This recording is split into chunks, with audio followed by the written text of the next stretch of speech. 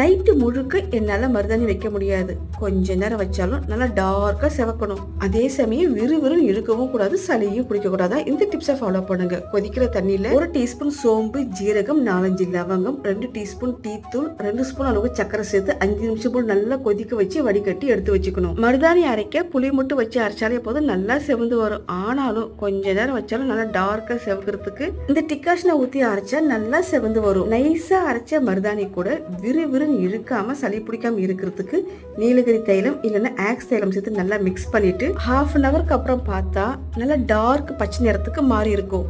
மருதாணி கையில வைக்கும் போது டிகாஷனை தொட்டு தொட்டு வச்சோம்னா நாமளா எடுக்கிற வரைக்கும் கீழே விடாது.